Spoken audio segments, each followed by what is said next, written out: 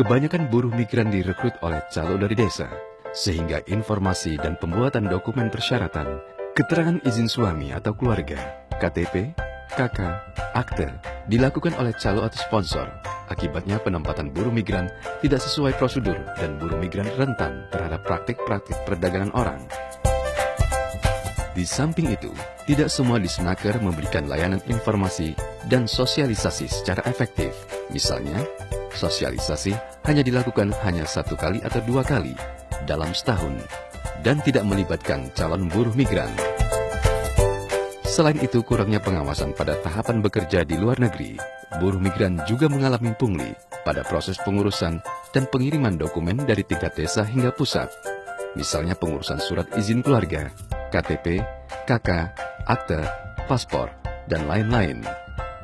Pola rekrutmen seperti itu mengakibatkan banyaknya kasus yang dialami buruh migran, antara lain pemutusan hubungan kerja sebelum kontrak selesai, gaji tidak dibayar, sakit, tidak berdokumen, overstay, hilang kontak, pekerjaan tidak sesuai perjanjian kerja, biaya penempatan yang mahal, perdagangan orang atau TPPO, kekerasan fisik, psikis, dan seksual, kecelakaan kerja, dipenjara, hukuman mati, melarikan diri dari majikan, tidak harmonis dengan majikan, gagal berangkat, terjerat hutang oleh PPTKIS, pemalsuan dokumen, penipuan peluang kerja, pendidikan dan pelatihan tidak sesuai dengan job order, tidak mendapatkan dokumen perjanjian penempatan, dipekerjakan pada saat pendidikan atau pelatihan.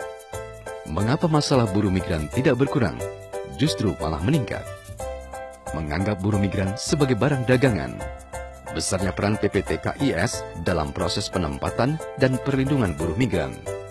Hak-hak buruh migran tidak mencakup anggota keluarganya. Lemahnya koordinasi antara instansi pemerintah.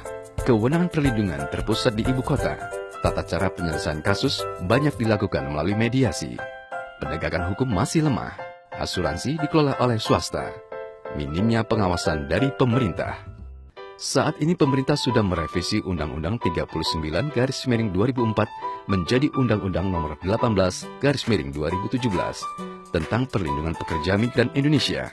Diharapkan Undang-Undang PPMI dapat menjawab permasalahan dan memberikan perlindungan kepada buruh migran.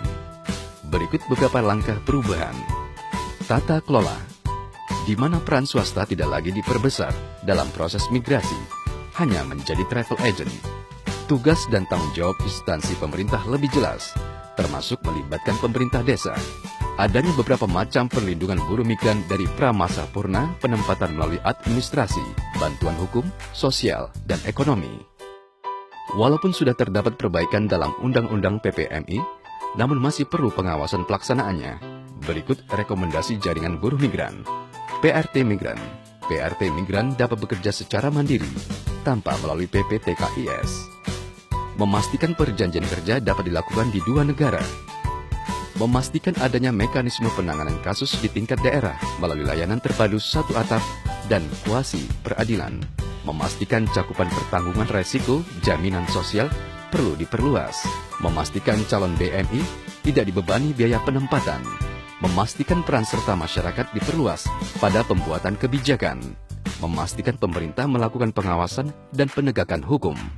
Memastikan peraturan turunan Undang-Undang PPMI diselesaikan paling lama 2 tahun dan telah dikonsultasikan kepada publik khususnya buruh migran, organisasi buruh migran, dan organisasi pemerhati buruh migran.